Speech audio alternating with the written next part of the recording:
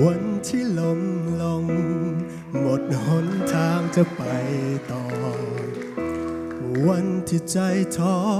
หมดแรงขาดกำลังใจนั่งลงมุมหนึ่งเพียงอยากฟังเสียงเจ้านั้นปลอบใจให้ชีวิตกับสดใสและมีพลังจะสู้ต่อไปในวันที่เหงาใจในวันที่ทุกข์ใจยังมีเจ้านั้นคอยให้กำลังใจเสมอบ่ว่าอยู่ที่ใดอยู่สุดขอบฟ้าไกลบ่มีทุกครั้งที่เจ้าจะปล่อยใจคอยเหงา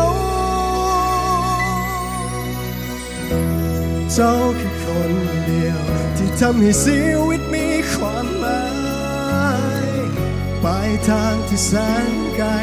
เจ้าคือแห่งกำลังที่ทำให้คอยเดินไปว่าวันนี้จะทุกข์เท่าใดเพียงได้ยินเสียงเจ้านั้นข้างกายอุปสรรคก็พังทลายความสุขมีอยู่ในใจเมื่อเฮามีกัน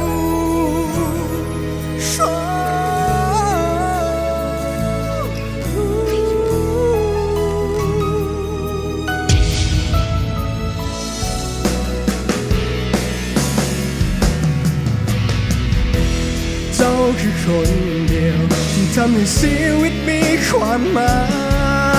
ยปลายทางที่แสนไกล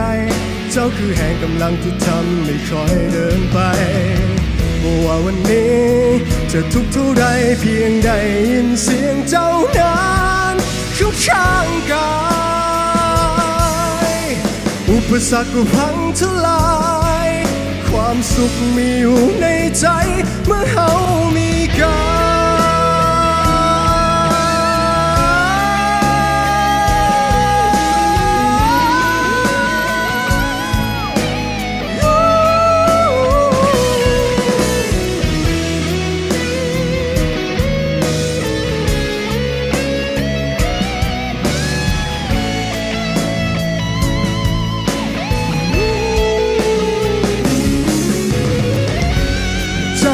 คนเดียวที่ทำให้ชีวิตมีความหมา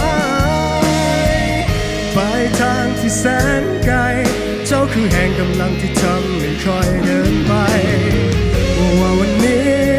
จะทุกข์เท่าใดเพียงได้ยินเสียงเจ้านั้นข้างกา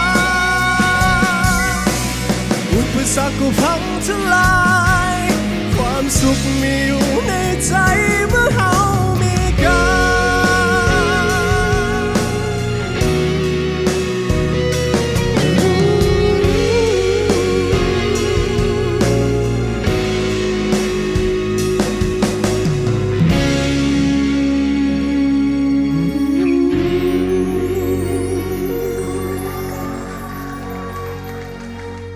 เบียร์ลาวมิวสิกทาเลนต์โครงการประกวดห้องเพลงระดับประเทศที่เปิดกว้างแข่งขันทุกประเภทดนตรีบ่ว่าจะเป็นป๊อปร็อกฮิปฮอปลูกทุ่งบ้านนา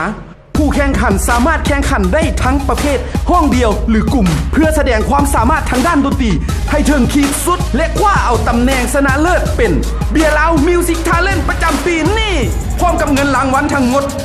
250 ล้านกีบแม่นไผ่จะเป็นเบียร์ลาวมิวสิกทาเลนต์ประจำปีนี้